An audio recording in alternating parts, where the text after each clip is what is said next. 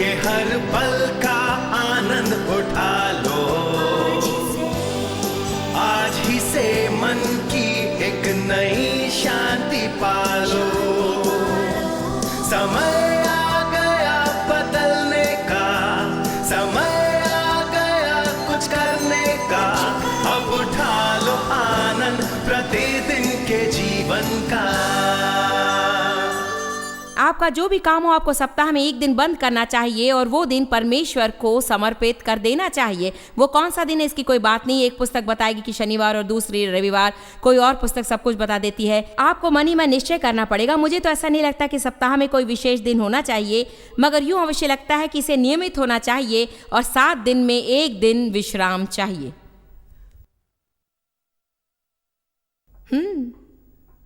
वो जो कुछ भी हो, उस दिन आपको परमेश्वर के साथ समय बिताना चाहिए, उसे दंडवत करना है, उसे सम्मान करना है। और ये कार्य आंशिक रूप से हो सकता है यदि आप चर्च जाना चाहें। परिवार के साथ समय बिताना अच्छी बात है। हम परिवार के साथ पर्याप्त समय नहीं बिताते हैं। हम आजकल परिवार को महत्व नहीं देती। जहां महत्व है वहां हमें लौट जाना चाहिए। कुछ दिन पहले हमारा सारा परिवार एकत्र हुआ क्रिसमस के सिलसिले की कुछ बातों के लिए। हमें एक साथ खाने में और रहने में बहुत आनंद आया। मेरी एक बेटी ने उस समय कहा कि मम्मी, इसी का नाम जिंदगी है। हमें चौकसी बरतनी पड़ेगी कि हम महत्वपूर्ण बातों को भूल ना जाएं और उन बातों में लिप्त हो जाएं जो हमसे हर चीज चुरा लेती है और रिश्ते जोड़ने नहीं देती। और जब हम बूढ़े हो जाएंगे तो हमें बहुत अफसोस होगा कि हमने रिश्ते जोड़कर उनमें जान नहीं डाली। मैं एक बूढ़ी प्रचारिका नहीं बनना चाहती जिसे इतिहास भूल जाता है। मैं एक माँ होना चाहती हूँ, एक पत्नी और एक दादी माँ। मैं सेवकाई संभालना चाहती हूं, मगर मुझे संतुलित जीवन चाहिए। मैं इस एक चीज में उलझ कर रह जाना नहीं चाहती कि यदि कभी किसी कारण से मैं इसे आगे नहीं बढ़ा सकूं तो मेरा जीवन अधूरा रह जाए। आप में से कितने आज मुझसे सहमत हैं कि कभी कभी महत्वपूर्ण बातों की हम उपेक्षा कर जाते हैं। हम ऐसी बातों में उलझ जाते हैं कि रिश्ते नातों का क्या। आजकल लोग रिश्ते जोड़ने में अधिक समय नहीं देते, सचमुच नहीं देते। रिश्तों के विकास में हमें अधिक समय देना चाहिए। आप किसी के अच्छे दोस्त नहीं हो सकते बिना उसमें समय लगाए। हम अपने बिजनेस को बैज की तरह पहनते हैं। अरे भाई, साल भर से तुमसे कोई खबर नहीं मिली। हाँ, मैं बहुत बिजी था। मैंने सुना कि आप बीमार हैं और बहुत सी समस्याएं हैं। आपको फोन करने वाला था मगर मैं बहुत ही व्यस्त रहा। मैं व्यस्त हूं। व्यस्त व्यस्त व्यस्त व्यस्त। हम इस पर गर्व है। प्रचारकों की हालत तो सबसे ज्यादा बुरी है। हम सोचते हैं कि जितने व्यस्त होंगे उतने ही राज्य के निकट होंगे, लेकिन बात ऐसी नहीं है, क्योंकि बात हमारे अधिक करने की नहीं, हमारे कार्य के गुण से अंतर पड़ता है। और मैंने अंत में पता लगा लिया, पहाड़ के चारों ओर कई चक्कर लगाने के बाद कई बार प्रकाशन मिलने में कष्ट का सामना करना पड़ा कि मेरे कार्य का गुण अच्छा नहीं है यदि मैं उसे करते करते उकता जाऊं।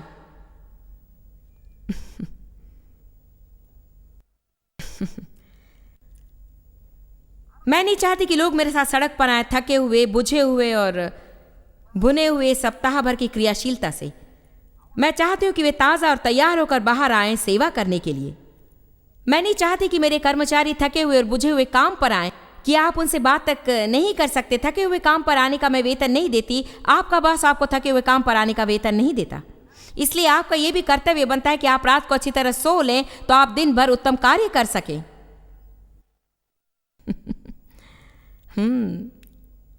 अच्छा, ये पसंद आ रहा है। आप यदि कुछ भिन्न करें तो बाकी चीजें फिर ताजा और नई जान पड़ती हैं। निर्गमन 31 में यदि उन्होंने शब्द को नहीं माना तो उन्हें मार डालने की आज्ञा थी। मैं आपसे नहीं कह रही कि यदि आप शब्द को ना माने तो आप मरेंगे, परंतु मैं अवश्य कहूंगी कि आपको अच्छा नहीं लगेगा यदि आप विश्राम के लिए समय ना निकालें। एक बात बताऊं आपको, आपकी जब 20 या 30 साल की उम्र हो हर 10 साल आपको छोटा सा बदलाव अपने अंदर नजर आएगा।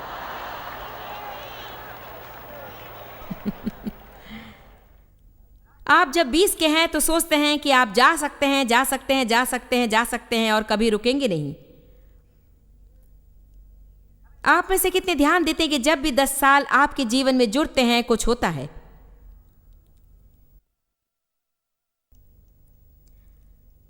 तीस के आसपास आप जब 20 के थे तब से थोड़ा और थक जाते हैं। 40 के आसपास आपको कभी कभी बदहजमी होने लगती है।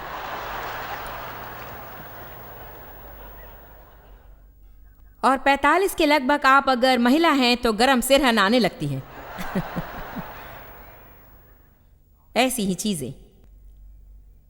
मैंने डेव से कहा, आपने ध्यान दिया कि इन सभाओं से आप पहले की अपेक्षा अधिक थक जाते हैं? उन्होंने कहा कि हाँ, मैंने ध्यान दिया है, मुझे आज 10 साल पहले की अपेक्षा ज्यादा थकान महसूस होती है।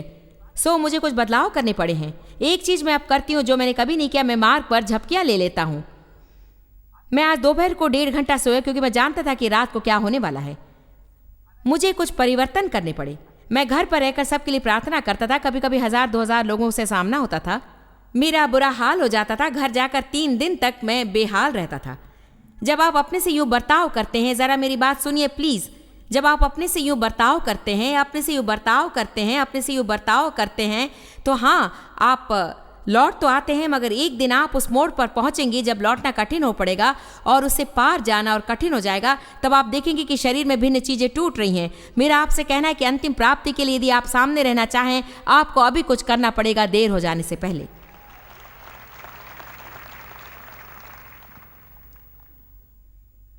रात की अच्छी नींद आपको दिन के लिए तैयार करती है और एक दिन का विश्राम आपको सप्ताह के लिए तैयार करता है। यह विधि नहीं है, यह सिद्धांत है। मरकुस 2:27 में बाइबल कहती है, सबत का दिन मनुष्य के लिए बनाया गया है, ना कि मनुष्य सबत के दिन के लिए। रोमियो 14 कहता है कि सारे दिन एक समान है। मैं हर दिन दंडवत करता हूं, यह न सोचना कि सप्ताह पूरा उसकी उपेक्षा करें और फिर एक दिन अलग करके हम आध्यात्मिक बन जाएं, फिर बाकी 6 दिन संसार जैसे जीता है वैसे जी लें। नई वाचा के अनुसार कुछ परिवर्तन की आवश्यकता है, मगर आप विश्राम के सिद्धांत को फेंक नहीं सकते। ये एक विधि है, जैसे कि खाने की विधियां हैं,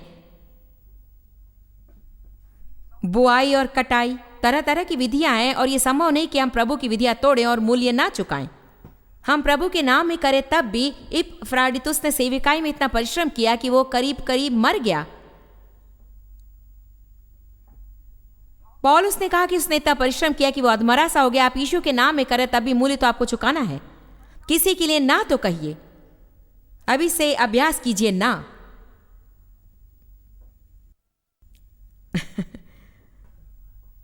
उत्पत्ति 1 में हम देखते हैं कि परिश्रम के बाद परमेश्वर ने विश्राम किया। प्रभु को मुझसे कहना पड़ा, जानती हो जॉयस, मैंने भी विश्राम किया।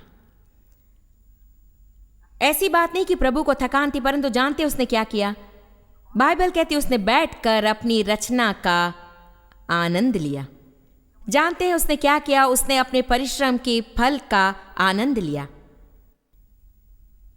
आपके परिवार में शायद 2 व्यक्ति काम कर रहे होंगे क्योंकि आपको मकान खरीदना था, मगर अब आपका मकान है और उसका आनंद लेने का समय नहीं,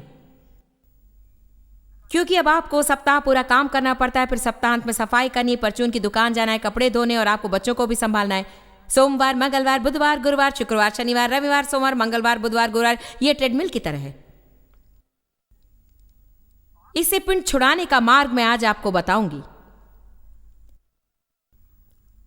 भूमि भी 7 साल में 1 साल विश्राम करती। यदि ना करे तो अनाज का उत्पादन बंद। आप यदि विश्राम ना करें तो आपका उत्पादन घट जाएगा। आप यदि सदा थके हुए रहें तो आपकी रचनात्मकता का गला घुट जाएगा। हमारे दान और वरदान हमारे उपयोग से परे इतना अधिक है कि यह अविश्वसनीय है, परंतु अधिकांश लोग अधिकांश समय में इतने घिसे पिटे रहते हैं कि कुछ करने का उनका मन नहीं करता। और अब तो चारों ओर नई नई बीमारियां हैं, प्रतिरक्षा प्रणाली की बीमारियां। जानते हैं किन चीजों की बदौलत है? हम अपने शरीर को चूर कर देते हैं दबाव से। मैंने किया है, मैंने 2-3 बार किया है। मैं इसका मूल्य चुका चुकी और अपने शरीर के कुछ क्षेत्रों में अभी चुका रही, क्योंकि मैंने अति कर दी थी। देखिए क्या होता है जब आप एक क्षेत्र में अति कर देते हैं तो आपको मूल्य यहीं कहीं चुकाना पड़ता है। यदि आप अधिक खर्च कर बैठे तो इधर ही कहीं आप अपने को गहरे ऋण में पाएंगे। और जो कुछ भी हम अधिकारी से करें शीघ्र या देर से वो हमसे मूल्य मांगता है। क्या आप इतने व्यस्त हैं कि सप्ताह में एक दिन कार्य मुक्त नहीं हो सकते? मैं सारा सप्ताह काम करती हूँ, दुकान जाती हूँ, लॉन्ड्री करती हूँ, घर की सफाई, शॉपिंग और भी कई काम इत्यादि इत्यादि। मैं एक सुझाव देती हूँ कि आप क्या कर सकते हैं, किसी से वेतन पर मदद लीजिए। इतनी सुविधा नहीं है, लेकिन आपको मरना भी नहीं है।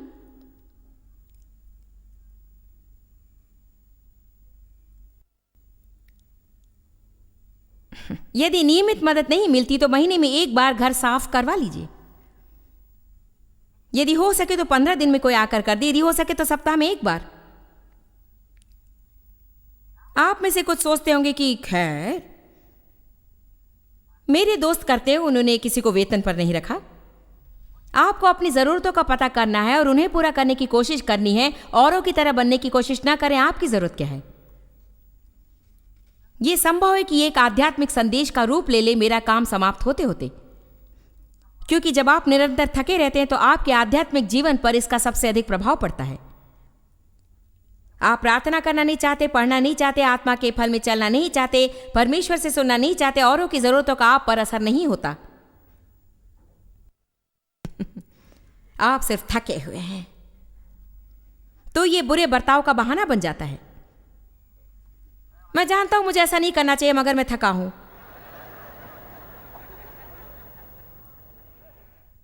जानता हूं मुझे इतना क्रोधित नहीं होना चाहिए, मगर मैं थका हूं। मैं व्यस्त हूं, मैं थका हूं और व्यस्त हूं। मैं व्यस्त हूं और थका हूं और भी बहुत से काम करने हैं। इतना दबाव है कि मेरी समझ में नहीं आता कि वे सब मैं कब करूंगा। मैं आपकी ट्रेडमिल को बंद कर देने की कोशिश में हूं और देखना है कि आप में से कुछ छुट्टी लेकर जीवन को एक नया रूप दे।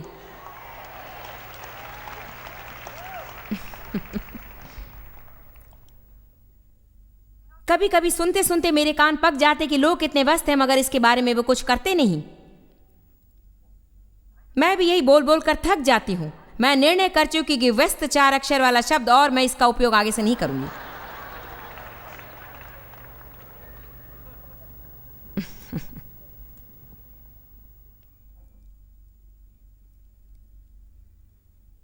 समय निकालकर उस घर का आनंद लें जिसे खरीदने के लिए आप परिश्रम कर रहे हैं। शायद एक बच्चे को कॉलेज भेजना है, अच्छी बात है, मगर यदि आपके पास बच्चे को देखने का समय ही ना हो तो? इतनी सुविधा नहीं है, मदद लेने की सुविधा नहीं। जब समय समाप्त हो जाए तो कुछ और ले सकते हैं। किसी को पैसे देकर इस्त्री करवा लीजिए, किसी को पैसे देकर किराने का सामान खरीदवा लीजिए, ऑनलाइन खरीदिए और किसी को पहुंचाने का पैसा दीजिए। कुछ कीजिए। थोड़ी सी समझदारी खरीदने के लिए आपको कुछ करना ही पड़ेगा।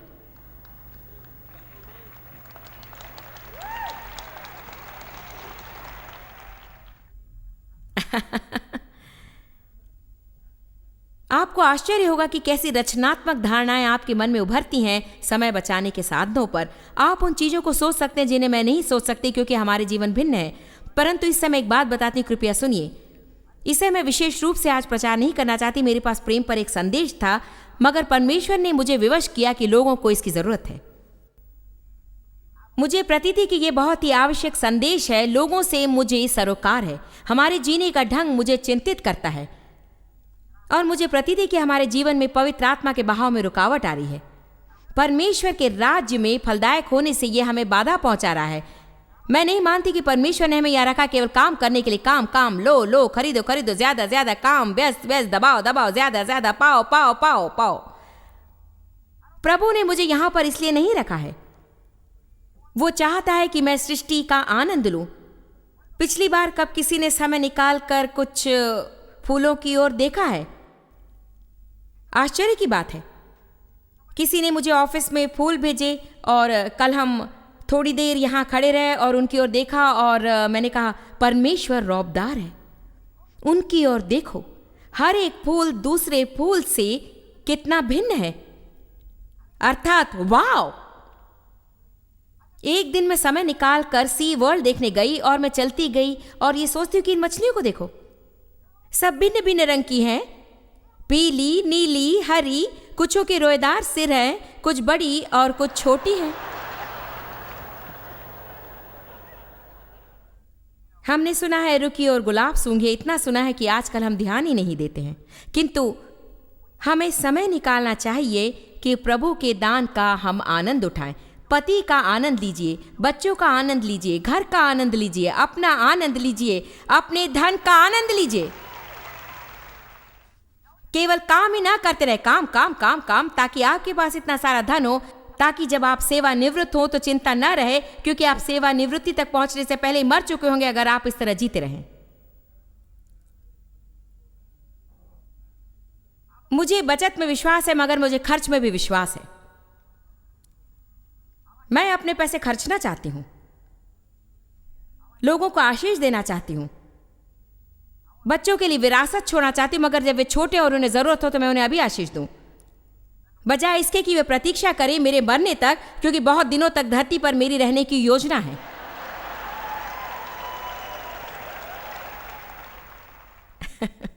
किसी दिन आपके मेल बॉक्स में एक तार होगा, दादी मायर आ रही है लॉस एंजलिस से।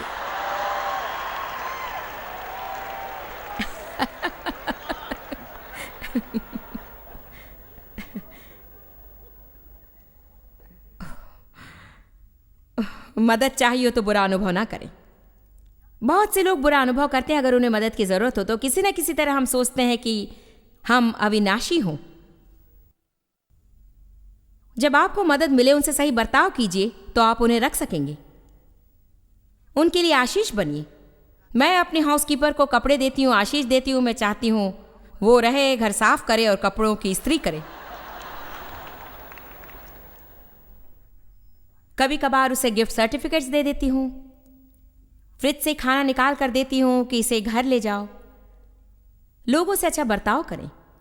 आप अगर लोगों से अच्छे रहे तो वे आपकी मदद करेंगे।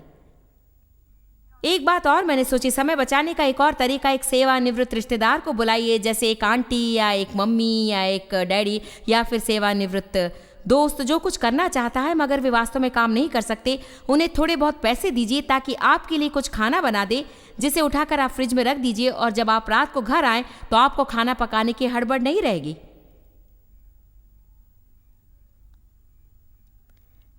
ये देखना रौबदार होगा कि किस तरह की रचनात्मक धारणाएं यहाँ के इतने लोगों के मन में उभर सकती हैं समय की बचत के बारे में। परमेश्वर आपको रचनात्मक धारणाएं देगा यदि आप उसके पास जाकर कहे, प्रभु मैं अपने जीवन को सीधा कर लेना चाहता हूं, मैं फलदायक होना चाहता हूं, मैं हर उस काम को करना चाहता हूं जिसके लिए तूने मुझे बुलाया है, मैं उसका आनंद लेना चाहता हूं और इस रीति में मुझे अपना मन न खोना पड़े। मुझे बता कैसे बदलना चाहिए। समय बचाने के तरीके भी तुझे बताने पड़ेंगे। और जब आपका समय बच जाए तो उस समय का उपयोग जीवन में एक और बेहुदा चीज को ध्यान देने में ना कीजिए। गुरुवार को मेरा सबसे रौबदार दिन था। हम लोग उठे और मैंने डेव से कहा कि हम यहीं पर होटल में रहेंगे। हमने प्रार्थना की, अध्ययन किया, हम देर से सोए इसलिए झपकी ले ली। फिर हम नीचे गए और खाना खाया, फिर ऊपर लौटे, बैठे, खिड़की के बाहर देखा, प्रार्थना की। देखिए, बीच बीच में इसकी जरूरत होती है। आपको सारा दिन चाहिए जब आप कुछ नहीं करेंगे, सिर्फ सोचेंगे कि क्या करना चाहिए। जाइए मालिश करवाइए, नाखून कटवा लीजिए। आप लोग जो करना चाहते हैं वही करें।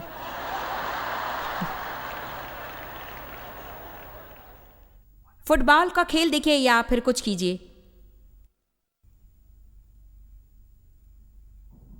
मैं पुरानी फिल्में देखना चाहती हूँ। मेरे पास पुरानी फिल्मों का एक बड़ा संग्रह है, अतीत में जब वे अच्छी हुआ करती थी। हॉलीवुड में ऐसा कहने से मुझ पर विपत्ति आ सकती है ना।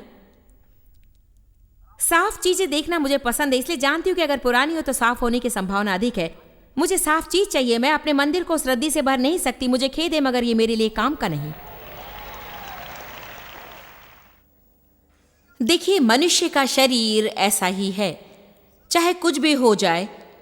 हम सोचते हैं कि जब तक हम पहले लंबे समय तक काम ना करें तब तक आराम करना और अपने आप में आनंद लेना गलत बात है। विशेष करके अधिक काम करने वाली, यही तो मैं पहले हुआ करती थी। क्या आज यहां ऐसा कोई है? और अधिक होने का एक और पहलू यह है कि हमारे पास कुछ आलसी लोग हैं। और ये समझ लीजिए कि आपको काम करना है।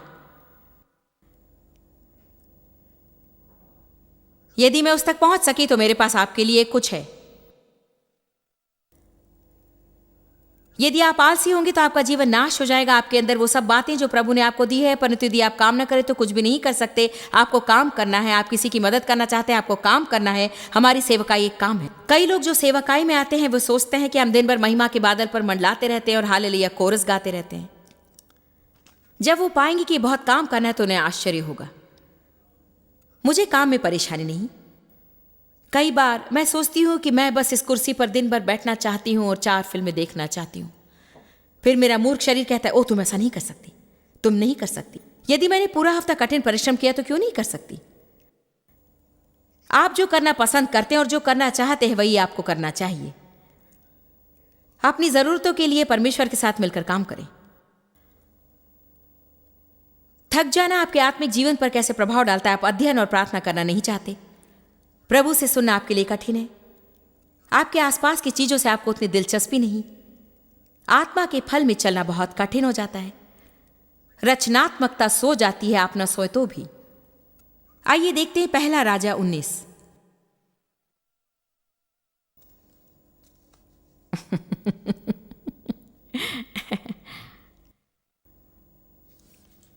एलिया यहां परेशानी में था। वो मरुस्थल में भाग गया, हताश होकर पेड़ के नीचे बैठा और कहा कि वो मरना चाहता है।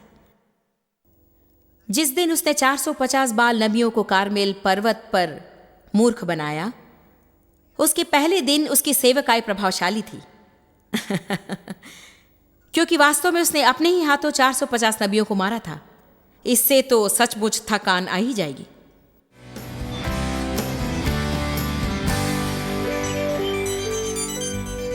आज हमने परिश्रम, थकावट और अधिक काम करने के विषय कहा और मैं निश्चित जानती हूँ कि आप में से कई लोग कहने कि क्या मैं जानती हूँ कि आप किस विषय के बारे में कह रही हैं। मैं संतुलित रहने के महत्व को इससे अधिक जोर देकर नहीं कह सकती हूँ। जो कुछ भी हम जीवन में अधिक करते हैं वो संभवतः हमारे जीवन में थकान और तनाव ला सकता है। जब कभी हम परमेश्वर की व्यवस्था तोड़ते हैं तो हमें उसके लिए कीमत चुकानी है। उसकी एक व्यवस्था है आराम। और सच में आपको प्रोत्साहित करती हूँ कि आपके काम पूरे करवाए जाने के साथ साथ आप संतुलित भी रहें, जहां आपको पूरा विश्राम मिल सके।